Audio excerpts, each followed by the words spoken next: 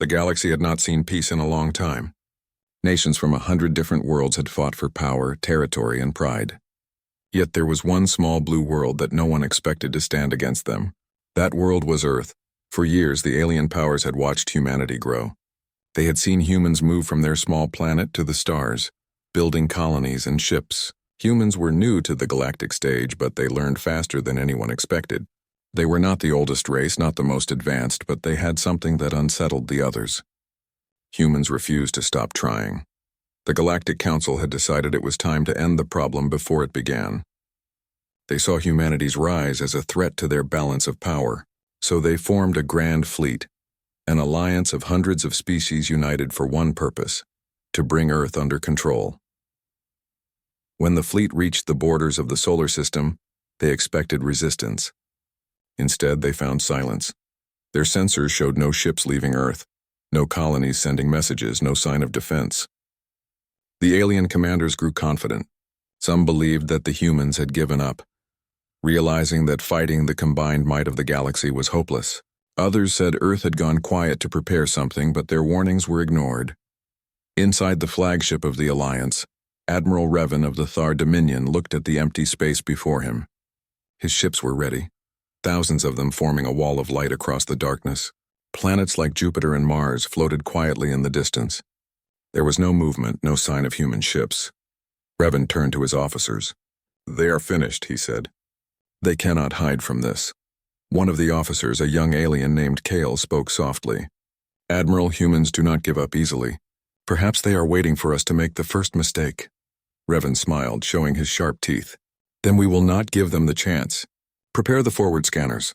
I want every rock, every shadow checked." The order was carried out. Drones spread across the system, scanning for anything that looked human. They found ruins of stations, broken satellites, and abandoned outposts. It looked like humanity had pulled back to their home planet. The Alliance took this as a sign of weakness. From the surface of Earth, however, silence was not surrender. The world was alive with preparation. Deep under the ocean, cities hummed with energy. In the mountains, hidden bunkers worked day and night. Every nation on Earth had united for the first time in history.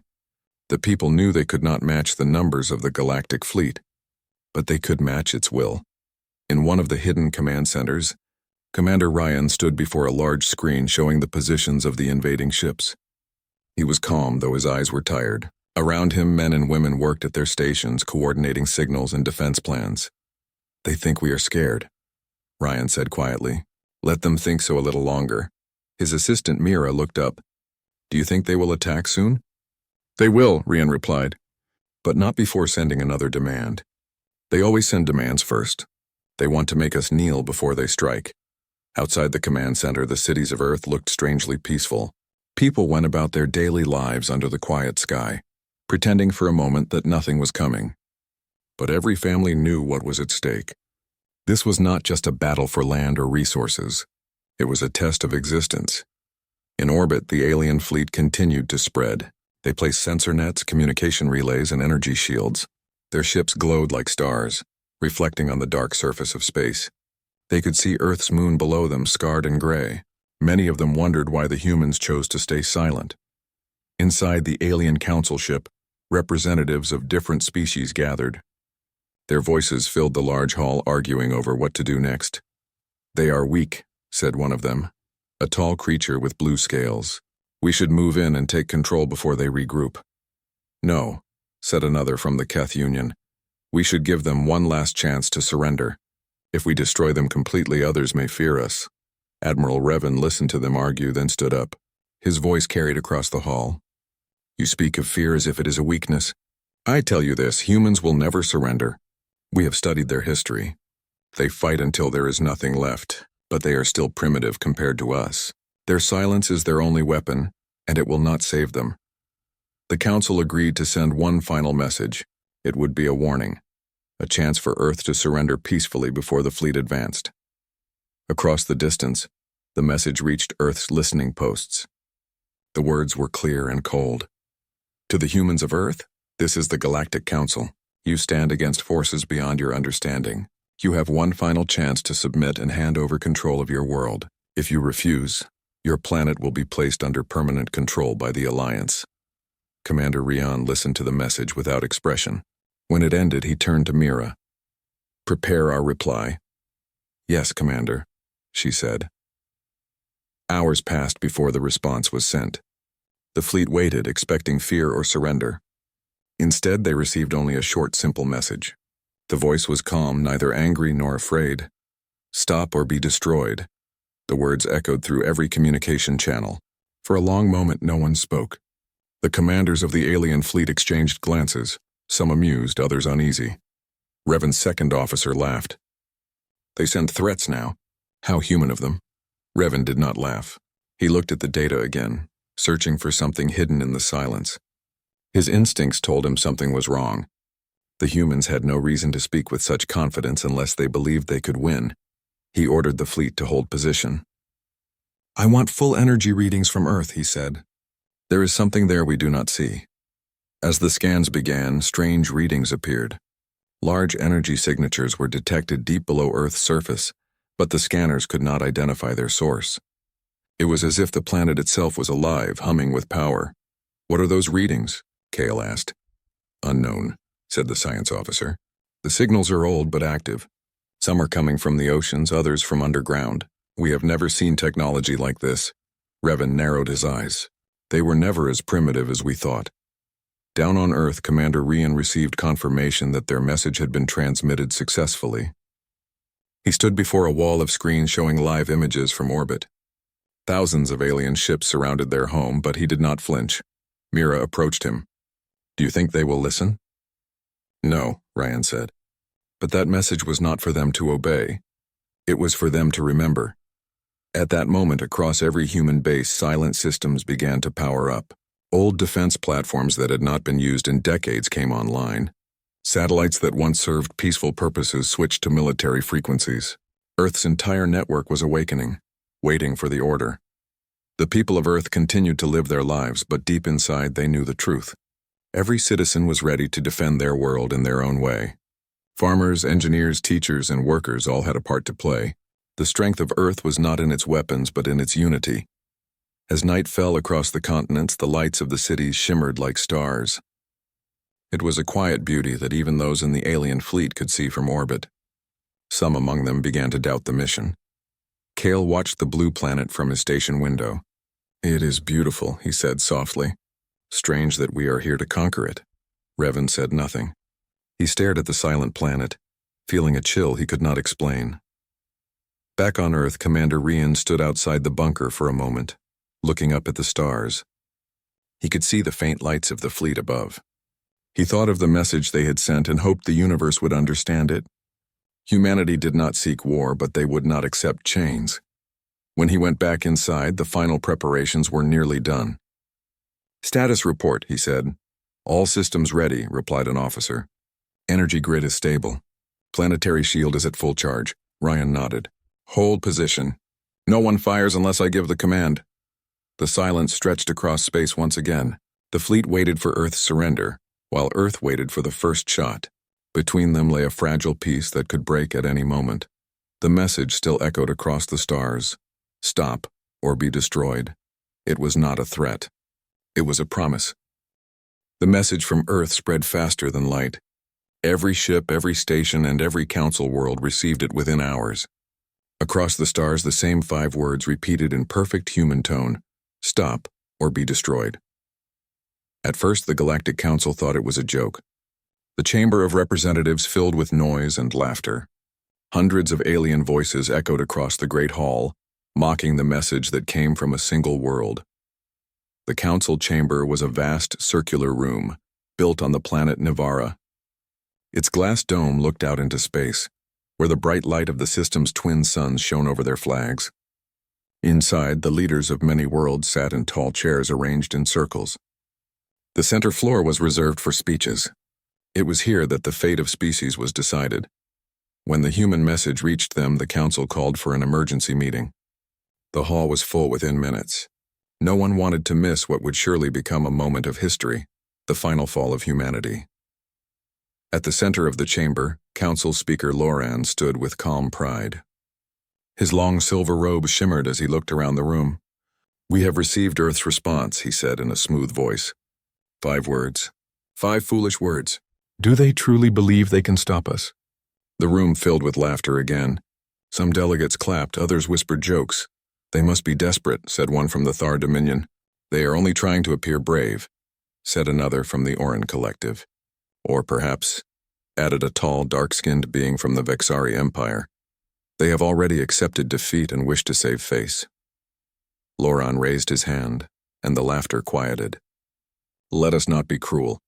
The humans are young and emotional. Their courage is admirable if misplaced. But we cannot allow such arrogance to continue. The Alliance fleet waits near their system. Soon they will learn the truth of power. While the chamber continued to talk, one voice did not join the laughter. It belonged to Counselor Marin of the Solari Union. She had studied humanity longer than anyone. She remembered the first contact missions, when humans had sent explorers into deep space with small ships and brave hearts. Speaker Loran, Marin said, standing from her seat. Perhaps we should not underestimate them. The room grew quiet. All eyes turned to her. Underestimate them? Loran repeated. Counselor Marin, are you suggesting that this primitive species can harm the greatest fleet ever assembled? Marin did not look away. I am suggesting that they are not as simple as they seem. Humans have survived against impossible odds before. Their history shows that they learn faster under pressure. If they say stop, there is a reason. Loran smiled politely. And what reason could that be? They may have prepared something we cannot detect, Marin said. Their technology develops quickly. We cannot assume we know everything they can do.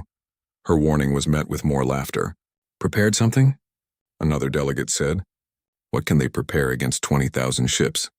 Loran tapped his hand on the table, ending the discussion. Enough of this fear. The Alliance fleet will move forward. We will take Earth's orbit within the next solar day. Then we will demand their surrender again. If they still refuse, the fleet will disable their defenses and place them under protection. The word protection sounded kind, but everyone knew it meant control. Meanwhile, in orbit around Earth, Admiral Revan received the Council's orders. He stood on the bridge of his flagship, the Vigilant Star, watching the blue planet turn slowly below. The orders were clear. Advance to Earth's orbit, send one more demand for surrender, and if refused, begin the occupation. Revan was not as confident as the Council. He had studied every battle he fought, every enemy he faced, and there was something different about humans. Their silence still bothered him. Their message was too short, too calm, too certain. He turned to his officers. Send scouts to the lunar surface and Mars orbit again. Scan for hidden bases. Yes, Admiral, Kale said, entering new commands into his console. While the scans were running, Revan looked at the image of Earth again. It was peaceful and bright, covered with clouds and oceans. It did not look like a world preparing for war. Yet deep inside he could feel something that refused to be seen. Hours later, the results came in. The scouts reported nothing unusual. Only ruins of old satellites and silent stations remained. Kale frowned. It does not make sense. Their message sounded confident, but we see no signs of activity. No power surges, no movement, no new transmissions. Then we will proceed, Revan said. Prepare the broadcast. Soon every ship in orbit sent the same message to Earth, to the leaders of Earth. You stand surrounded by the united strength of the Galactic Council. This is your final opportunity to surrender. Open your communication gates and submit peacefully, or we will take control to ensure safety for all. The message reached Earth within minutes. Inside the command center beneath the mountains, Commander Ryan listened quietly. Around him, his officers waited. They could hear the same cold, confident voice that had once ruled the stars. When it ended, Ryan looked at Mira. Send the same message again. The same one? She asked. Yes, word for word. Let them hear it clearly. Moments later, the same 5 words traveled back through space. Stop or be destroyed. Revan heard it on his command deck. The calm voice of humanity filled the room. Every officer turned to look at him, waiting for his order. Some smiled in disbelief, others looked uneasy. They repeat themselves, said Kale. It is meaningless. Revan did not respond right away. His eyes were fixed on the sensor readings that continued to show strange energy patterns below Earth's surface. No, he said softly. It is not meaningless. Before anyone could ask what he meant, a signal arrived from the Galactic Council. Speaker Loran himself appeared on the large screen. Admiral Revan, he said, You are ordered to proceed. Enter Earth's orbit and begin the occupation. Disable their communication grid and take control of their defense systems. The Council will not tolerate further defiance. Revan stood straight. Understood, Speaker. The fleet will move. The screen faded. Revan turned to his officers. Form up. Keep shields at full strength. No weapons fire unless attacked. We move toward Earth. Across space, thousands of ships began to advance. Their engines glowed bright, turning the darkness into a sea of light. The humans on the surface watched as the night sky filled with moving stars. In cities and shelters, people looked up in silence. They could see their enemy coming, but they did not run. They trusted their leaders, their planet, and the message they had sent. Deep under the oceans, old machines hummed to life. Across the deserts, hidden antennas turned toward the sky. Mountains vibrated as great systems woke from sleep. Every human base received the same quiet command. Stand by. Back in the council chamber on Nivara, reports of the fleet's advance came in. The delegates watched live feeds of the ships closing in on Earth. It is beautiful, said one delegate proudly. Our power is unmatched. Yes, Loran said with a satisfied nod. Soon the humans will see reason. Moran, standing near the edge of the chamber, did not share their pride. She whispered to herself, or they will show us something we have never seen before. Her assistant glanced at her nervously. Do you really believe they can resist us? Marin looked at the glowing image of Earth. It is not about resistance. It is about belief. The humans believe in themselves more than any species I have ever studied. That is what makes them dangerous. As the fleet drew closer, strange events began to happen. Communication relays near Earth started to fail one by one. Navigation sensors showed false readings. The stars on the screens blinked in and out as if space itself was shifting. Kale checked his instruments. Admiral, something is interfering with our systems. It looks like a distortion field. Origin? Revan asked. Earth, Kale said. But it is not a weapon. It feels like the planet itself is projecting it. Revan ordered his engineers to compensate, but the interference grew stronger. Soon, half the fleet's long-range scanners went dark. The Council received the report, but they ignored it. Loran spoke firmly. Continue the operation. These are only primitive tricks. Once we are in orbit, we will cut their power. Revan followed orders, though his unease deepened. He had fought many battles, but none had felt like this. The silence of Earth was no longer peaceful. It was waiting. The fleet slowed as it approached orbit. Below them, Earth's clouds moved gently, hiding what lay beneath. No weapons fired, no warnings appeared. Only that same silent world turning slowly in the light of the sun. Hold position, Revan said. Do not attack until I give the order. For hours they waited. No movement, no message, no sound. Just that single sentence still repeating through the background of their systems. Stop, or be destroyed. On the bridge, Kale whispered, Admiral, do you think they mean it? Revan looked out the window at the small bright planet. I do not know, he said quietly. But I think we are about to find out. Back on Nivara, the Council waited for news. The chamber was full of confident voices, jokes, and celebration. They believed victory was already theirs, but far away in the quiet of space, the humans were not laughing. They were listening. They watched the alien fleet draw closer and closer to their home. Every system on Earth was ready. Every defense platform was locked in silence, waiting for a single word from Commander Ryan. And when that word came, it would change the galaxy forever. Earth waited silently. From the surface, it looked calm and ordinary. Oceans lapped against the shores, winds swept across the deserts, and forests swayed gently under the sun. To the alien fleet in orbit, nothing seemed unusual. Humans appeared passive, their cities quiet, their signals faint. Yet beneath this calm, the entire planet was alive in ways the invaders could not see or imagine. In the mountains, deep within bunkers that had been built for decades, humanity's leaders coordinated the final preparations. Commander Ryan stood before a large map of the solar system, glowing with dots that marked the positions of the alien fleet. Each dot represented a massive ship, a threat far greater than anything Earth had ever faced. They think we are weak, Ryan said, his voice calm but firm. They think we will panic. They believe they can take our home without effort. His assistant, Mira, checked the latest sensor reports. Commander, they have deployed more ships to the inner system. Their numbers are overwhelming. How can we hope to resist? Ryan did not flinch. Hope is not what we rely on. We rely on preparation, unity, and timing. They will see that soon. Across the world, every facility, every command center, and every hidden base received the same silent instruction. Power grids hummed with energy. Satellites adjusted their orbits. Submerged platforms in the oceans activated after decades of dormancy. Humanity's planetary defense network, codenamed Project Sentinel, came to life. From orbit, alien sensors began to notice anomalies. Energy readings that had seemed dormant for decades suddenly flared. Signals pulsed rhythmically across vast distances. The fleet's instruments struggled to understand what they were seeing. Admiral Revan studied the readings with a growing unease. "What is happening?" he asked Kale. "I cannot explain, Admiral," Kale replied. "The planet's energy signatures are increasing exponentially. It is as if the planet itself is waking up." Revan's jaw tightened. "Earth cannot have technology that far advanced. We have scanned every system. Nothing shows activity like this." Meanwhile, deep under the Atlantic Ocean, massive defense platforms rose from their watery beds. Their metal surfaces reflected the sunlight as they emerged, revealing shapes that had been kept secret for generations. Humans had built them in secrecy, knowing that one day they might need to defend their home. Engineers had left instructions, automated programs, and energy systems capable of sustaining centuries of readiness.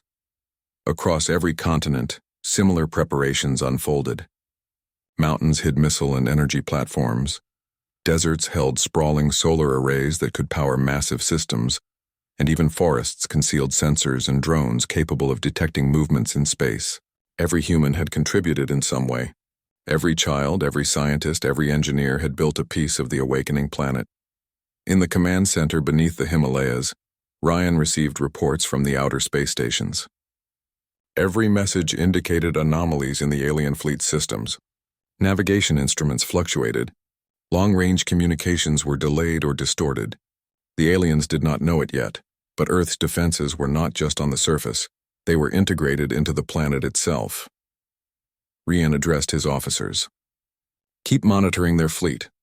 Wait for my order. Do not act unless I say so. Every system must be ready at the same time." "Yes, Commander," replied Mira.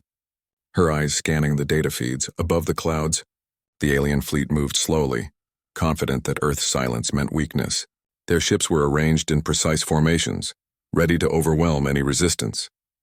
They did not notice the subtle changes in the planet's electromagnetic field, or the faint pulses of energy rising from its core. On one of the Council's surveillance ships, Kale continued to study the readings. "Admiral, the patterns are increasing. They are not random. This is intentional. They are coordinating something." Revan did not respond immediately. He watched the blue planet turning beneath them. Every human story, every legend of resilience and survival came to mind. He remembered the reports of human explorers who had faced impossible odds and returned alive. Now, it seemed, Earth itself had become one of those explorers preparing for a final stand. In orbit, small drones sent by humans began to move. They flew with precision, scanning the alien fleet without detection. Each drone transmitted information back to Earth, feeding into Project Sentinel. Humans were not only defending themselves, they were learning the enemy in real time. On the surface, civilians continued their daily lives, but everyone was aware of the approaching fleet. Children played in parks under the gaze of satellites. Workers repaired infrastructure, and families prepared shelters, all without panic. The calmness of humanity was deliberate. Fear was unnecessary when preparation had already been done. Ryan walked among his officers in the command center, speaking quietly. "The aliens think they understand power. They do not. They think technology alone can conquer a world. They have not seen the strength of a united species defending its home." Outside, the ocean stirred as underwater platforms deployed sensors and communication lines. Subterranean energy grids connected cities, bunkers, and secret bases. Humanity's reach extended across the planet, linking technology and people into a single network of readiness. In the deserts of Africa, solar arrays and hidden launch systems activated, producing energy that flowed invisibly across the planet. Satellites aligned, transmitting and receiving data at incredible speeds. Every human-made system was connected, every sensor feeding into Project Sentinel. The alien fleet began to notice more anomalies. Energy pulses interfered with their shields. Navigation signals twisted, making it difficult to maintain formation. Communications between ships faltered. Some commanders started to feel unease for the first time. In one of the council's chambers on Nivara, reports came in. Speaker Lauren frowned as the data showed unusual energy patterns. "How can a planet produce such output?" he asked, his voice betraying a hint of doubt. Councillor Marin, standing nearby, said nothing. She had warned them before, but no one had listened. Now, even the most confident members of the council could feel uncertainty creeping into their minds. Back on Earth, Ryan checked the final systems. "Everything is ready," he said. "We wait only for the moment they overstep." Mira glanced at him. "Do you think they suspect what we have prepared?" "No," Ryan said. "They cannot imagine it. They see only what is visible. But they do not see what the planet itself can do." The first signs of Earth's awakening became visible in orbit. Massive energy fields formed around the planet. Faint at first, like shimmering waves of light. Sensors aboard the alien ships could detect them but could not understand them. They were unlike anything in the galaxy. Revan studied the readings and felt a twinge of fear. "They are not passive," he said. "The planet itself is active. We must be careful." Meanwhile, humans and command centers coordinated the next step. They did not panic. Their movements were precise, rehearsed, and deliberate. Every platform, every satellite, every communication hub worked together. The world was alive with readiness, yet appeared calm to any observer. Underground, in bunkers beneath mountains, Ryan gave a final instruction. "Once the fleet breaches the orbit line, begin the activation sequence. All systems synchronized. Every ship, every drone, every energy node. Wait for the signal." "Yes, Commander," Mira said. Her voice was calm, but her eyes reflected determination. Above them, the alien fleet began to tighten its formation. The ships glowed brighter as they prepared to enter close orbit around Earth. Their confidence was still intact. They did not know that the planet they planned to occupy had already awakened. Sensors aboard the fleet started to show unusual readings. Energy surges and communication distortions increased. A few officers whispered warnings, but no one fully understood what was happening. The Council had underestimated humans once again. From the oceans to the mountains, humanity's defenses continued to synchronize. The entire planet was a network of preparation, observation, and resilience. Every human being, knowingly or unknowingly, had contributed to the awakening. As night fell on Earth, the planet's energy fields shimmered in quiet brilliance. Satellites reflected the light back into space, and automated systems prepared for the moment when humanity would finally show the aliens the true strength of their world. Commander Ryan stood on a balcony above the command center. He could see the distant stars and the faint glow of the alien fleet approaching. He did not feel fear. He felt the calm confidence of someone who knew the preparation was complete. "Soon," he whispered, "they will see what it means to challenge Earth." Beneath the oceans, in the deserts, and the mountains, the planet itself waited. Every hidden system, every dormant platform, every human mind connected to Project Sentinel was ready. The aliens believed they would find a quiet world. Instead, they would find a planet alive with defense, intelligence, and the unyielding will of humanity. Across the solar system, sensors picked up the final anomalies. Space seemed to shimmer. The alien fleet slowed as confusion spread among their ships. Signals twisted and bent. Communication became unreliable. Navigation faltered. Something extraordinary was happening, and deep within the command centers, Ryan smiled. The awakening was complete. Earth was ready. The planet had waited silently for centuries, and now it would speak in ways the galaxy had never heard before. The aliens thought they were in control. The alien fleet moved cautiously despite their confidence. Space around Earth shimmered with invisible waves of energy, confusing their instruments and making navigation unpredictable. Lights from distant stars flickered strangely through the interference, and long-range sensors detected faint pulses that had no explanation. Even the most experienced officers in the fleet began to feel unease for the first time. Admiral Revan stood on the bridge of his flagship, the Vigilant Star, watching the distant blue planet. He had studied humans for decades, yet every anomaly seemed beyond explanation. "They are not hiding," Kale said quietly beside him. "They are doing something else. Something we do not understand. Revan did not answer. He could feel it in his instincts. The same instinct that had saved him countless times in battles across the galaxy. Something was about to happen and it would change everything. Below Earth's clouds, Commander Ryan prepared the final activation of Project Sentinel. The timing had been planned with exact precision. Every system, from the ocean platforms to the hidden bunkers, from satellites to underground networks, was ready to act at the exact moment the fleet approached orbit. "Status report," Ryan said calmly, walking among his officers. "All systems active," Mira reported. "Energy shields stable. Planetary defenses synchronized. Every drone and sensor online." "Good," Ryan said. "Begin monitoring the fleet. Wait for the first movement beyond the orbit line. That will be our signal." On the first alien ship to reach Earth's orbit, sensors began to fail. Instruments flickered and navigation displays twisted. Officers tried to recalibrate, but the signals kept changing. "What is happening?" shouted one commander. "Our readings are useless." "It must be some kind of interference," another said. "Earth's atmosphere cannot do this." Revan frowned. "It is not the atmosphere. The planet is projecting energy into space. Its defenses are already active. Prepare shields. Do not fire yet." The alien fleet slowed. Doubt began to spread among their officers. The Council had promised control, yet their systems were failing even before any human action. On Earth, Ryan monitored the fleet's approach. Every dot on the screen represented a massive ship, a potential threat, yet the humans did not fear. They were calm, patient, and ready. "Prepare the ocean platforms," he said. "Activate the upper defenses and align the satellites. Begin the first phase." The first signals sent from Earth's surface were subtle. Pulses of energy reached the ships, enough to confuse long-range sensors and disrupt communication channels.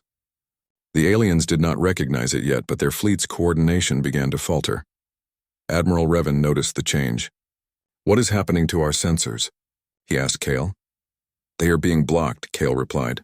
"All long-range communications are distorted. The planet itself seems to be controlling the signals." Revan's face tightened.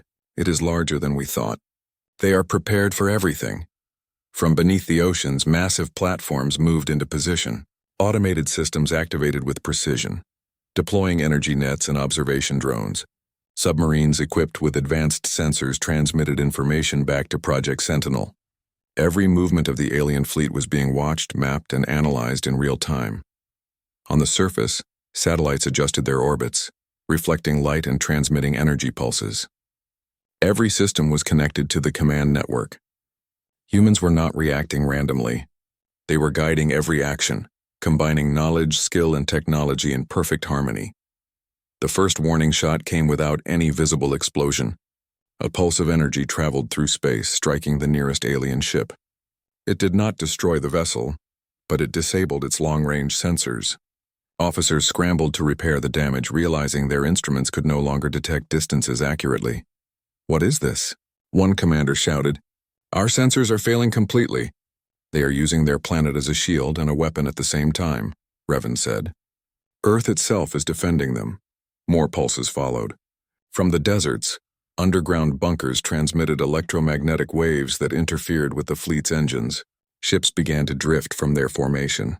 Long lines of ships collided softly, creating minor damage but immense confusion. The humans did not celebrate. They maintained calm and control. Their systems continued to track, monitor, and analyze every movement. The more the aliens tried to regain order, the more Earth adapted. Every shift, every adjustment, every energy pulse from the planet met with a calculated human response. Inside the command center, Ryan watched with satisfaction. "They will not understand until it is too late," he said. "Commander," Mira said, "they are trying to fire. Weapons are powering up." "Let them," Ryan replied. "They will not hit anything that matters. All defense grids are operational. Phase 2 will begin when they commit."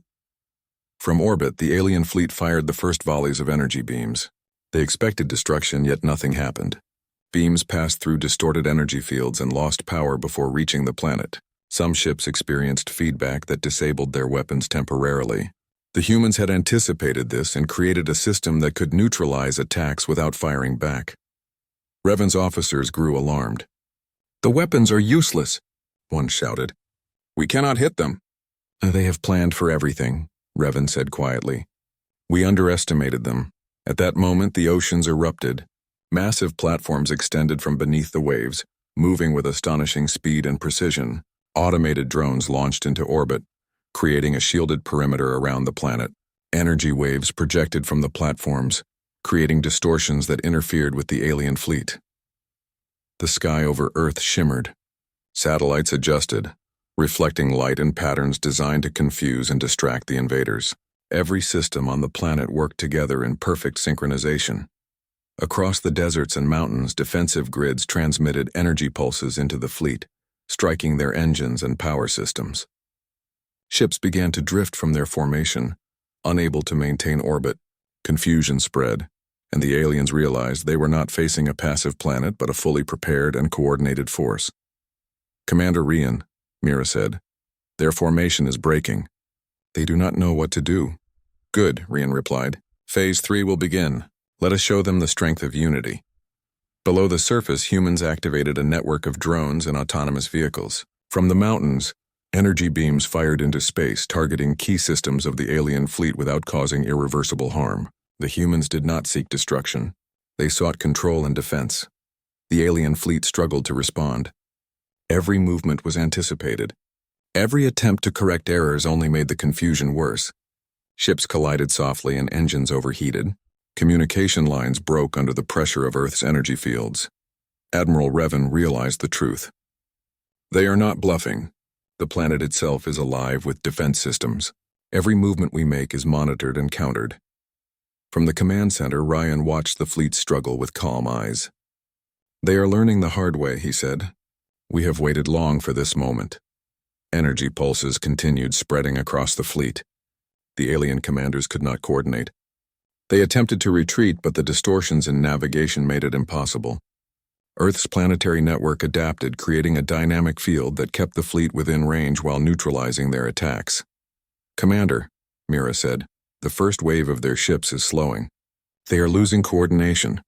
"Excellent," Ryan said. "Continue the pressure. Phase 4 begins when they attempt to regroup." From the skies and oceans, humans unleashed a controlled show of power. Drones intercepted small groups of alien ships, pushing them away with precision energy fields. Satellites adjusted constantly, maintaining a pattern that confused enemy targeting systems. Every strike from the aliens was rendered ineffective before it could reach the planet. The alien fleet's morale faltered. Officers looked at each other with doubt. The Invincible Alliance had never faced resistance like this. Systems failed. Communications were lost. Navigation drifted. Every step forward seemed to increase their difficulties. On Earth, Rian remained calm. "They believe in numbers. We believe in unity, intelligence, and preparation. That is why we cannot fail." As the first hours passed, the alien fleet realized their mistake. They had assumed that technology alone would win. They had assumed that humans were weak, unprepared, and afraid. Instead, they faced a species that had turned its entire planet into a living defense network, a system of coordinated intelligence that rivaled any fleet. Revan watched helplessly. "They are unstoppable," he admitted. Kale nodded silently beside him, both of them realizing for the first time that humans were not ordinary. Back on Earth, the energy of Project Sentinel continued to pulse through the planet. Oceans, deserts, mountains, and skies were connected. Every human being was linked through networks and observation, making each action precise and purposeful. "Commander," Mira said, "we have neutralized half of the fleet's offensive systems. Their weapons cannot reach us." "Good," Rian said. "Now let us remind them why they sent that message." Across the galaxy, the first reports came in from observers. Human resistance had surpassed expectations. Ships that were supposed to dominate a planet were struggling against its defenses without even landing troops. Humanity had turned the simplest. The alien fleet had been in orbit for hours, yet nothing had gone as planned. Ships were drifting off course, engines struggling, communication lines failing, and coordination collapsing. Admiral Revan and his officers worked desperately to regain control, but every attempt seemed futile. The humans were everywhere at once, yet nowhere visible. Every system of Earth had come alive, linking technology and people into a single perfect defense. From beneath the mountains, Commander Ryan watched the fleet struggle. He did not smile, for there was no need. The humans had already shown their power. Now it was time to make the galaxy understand what Earth meant when it spoke. Prepare the final phase, Ryan said calmly. All systems synchronized. This is the last demonstration before we send our message to the galaxy. Yes, Commander, Mira replied. Her eyes scanned the screens, tracking every alien vessel. All systems ready. Planetary shields, orbital defenses, energy networks, and drones are fully operational. Above Earth, the alien fleet panicked. Ships veered uncontrollably, colliding softly with one another. Communication relays twisted into chaos, and officers shouted orders that no one could follow. They had underestimated humanity, and every step revealed how wrong they had been. Admiral Revan gripped the console. They are not just defending. They are controlling space itself. Our fleet cannot move as one. We cannot fight properly, Kale nodded. It is as if the planet itself thinks for them. They anticipate our every action before we make it. Below them, humans on the surface activated the final stage of Project Sentinel. Ocean platforms rose fully into position, linking their energy fields with satellites, underground bunkers, and mountain defenses. Every pulse of energy, every movement of a drone, every reflection of light was calculated precisely. The alien fleet was trapped in a dynamic network they could not understand. Commander, Mira said, the aliens are trying to regroup, but their ships cannot maintain orbit. They are drifting further apart. Let them drift, Ryan replied. They will learn the consequences of underestimating Earth. For hours, the fleet struggled. Ships that were supposed to dominate a planet could not even stabilize themselves. Alien officers looked to Admiral Revan, hoping for guidance, but even he had no clear solution. Every movement he ordered was countered by Earth's unseen forces. The humans had turned their planet into an active participant in the defense. Ryan studied the screens calmly. He could see every pulse of energy, every ship's position, every potential weakness. Earth had waited for this moment for centuries. Now everything was ready. Phase final, he whispered. Show them why they should listen. The humans did not fire weapons to destroy. Instead, they demonstrated control, precision, and unity. Energy beams guided alien ships into stable orbits, disabling their engines without harm. Navigation systems that had been twisted into chaos were corrected momentarily, showing that Earth could allow movement, but only on its terms. From orbit, Admiral Revan and his officers stared in disbelief. They are not attacking, he said. They are controlling us. Every ship, every system, we cannot act without their permission. Do you understand now? Kale asked quietly. This is what their message meant. Stop or be destroyed, Revan repeated. The calm voice of humanity echoed in his mind. They had not threatened blindly. They had prepared for every scenario and proven that the galaxy could not move against them without consequence. On Earth, Ryan prepared the final transmission to the Council and the galaxy beyond.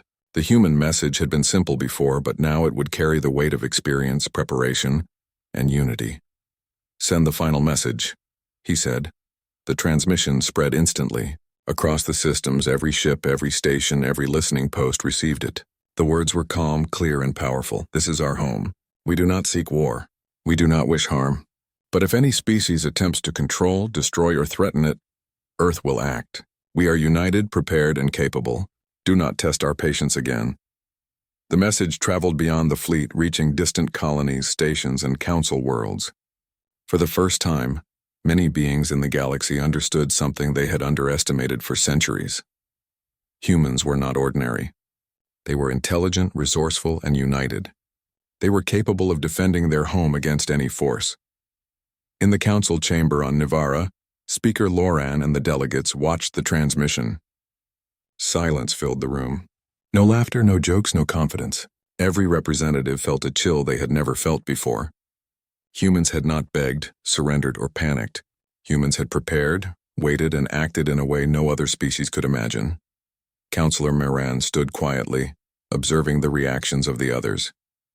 She had warned them before, but no one had listened. Now they could no longer ignore the truth. Humanity had changed the balance of power in the galaxy in a single day. On the alien fleet, confusion and fear spread. Ships that had once been part of a perfect formation were scattered. Engines were disabled or drifting. Officers whispered among themselves, realizing that Earth had not only defended itself, but had done so flawlessly. Admiral Revan stood silently on the bridge. He looked at Earth glowing in the distance and understood fully for the first time. Humans were not to be underestimated. Their planet had become a living, coordinated, and intelligent defense system. The message they had sent was backed by preparation, technology, and unity. "They have proven it," Revan said quietly. "We cannot move against them." "Not without disaster," Kale nodded. "We cannot disobey orders completely, but we cannot fight them. They have shown their strength in ways we cannot match." Below, humans maintained calm. They monitored every ship, every system, and every signal. Earth had not fired the first destructive shot. Humans had only demonstrated capability, restraint, and unity. Across the oceans, platforms and satellites continued to transmit energy pulses, guiding the alien fleet harmlessly but firmly. In the mountains, underground bunkers and hidden systems monitored every movement. Every human on the planet contributed in some way. Even children, students, and workers had been part of preparations through observation, study, and awareness. Commander Ryan looked at Mira. "Send a message to the fleet directly," he said. "Let them hear it clearly one last time." "Yes, Commander," she replied. The transmission reached the alien fleet, repeating the same calm, firm words. "This is our home. Do not test our patience again." The words echoed through every command bridge, every officer station, every ship. Alien beings felt the weight of Earth's unity, preparation, and capability. They realized that they had faced a species that would not bow, that would not panic, that would not surrender. Revan finally addressed his officers. "We leave orbit. Return to Council space. We cannot continue." Across the fleet, ships slowly turned away from Earth, engines straining against the energy fields, drifting back into safe space. The alien commanders carried the lesson to their home systems. Humans had faced the greatest fleet in the galaxy and had emerged unscathed, not through violence, but through preparation, intelligence, and unity. Back on Earth, the command center erupted in quiet relief. No cheers were needed. Every human had already known the outcome. The planet had defended itself, and humanity had proven once again why it could not be ignored. Rian stepped to the observation balcony. The stars were bright, the alien fleet receding, and the planet beneath him alive with energy, yet calm. He spoke softly, more to himself than anyone else. "They will remember this," he said, "not for the attack we prevented, but for the strength we showed, for the unity that cannot be broken." Mira stood beside him. "Will they come back?" "Perhaps," Ryan said. "But next time they will think twice. Every species in the galaxy will remember what Earth can do." In the weeks that followed, news of the encounter spread across the stars. Planets, colonies, and systems that had once underestimated humans now respected them. Trade agreements, alliances, and councils adjusted to the knowledge that humanity could not be controlled. Earth returned to normal life as much as possible. Children played in parks, scientists returned to research, and families went about daily routines. Yet beneath the surface, systems remained alert, networks active, and the planet alive. Humanity had shown restraint, but it would never forget the need for vigilance. The Galactic Council convened on Navara. Representatives debated what they had witnessed. Some admitted that humans were exceptional, perhaps the most formidable species in the galaxy. Others whispered about what might happen if humans decided to expand their reach further. Counselor Moran spoke quietly. "They did not attack us first. They only protected themselves. That is the difference. Humanity does not need war to show its strength. Its unity and intelligence are enough." And across the stars, the message from Earth was remembered forever. "This is our home. Do not test our patience again." The galaxy learned a simple truth in that day. Humans were not just survivors. They were a species that could unite a planet, control their environment, and face impossible odds with calm precision. The storm had passed, but the lesson remained. Earth had spoken and every world listened. Humanity had defended its home. Humanity had sent the final transmission. Humanity had proven once again that nothing could resist them if they stood together, and the galaxy would never forget the day Earth spoke.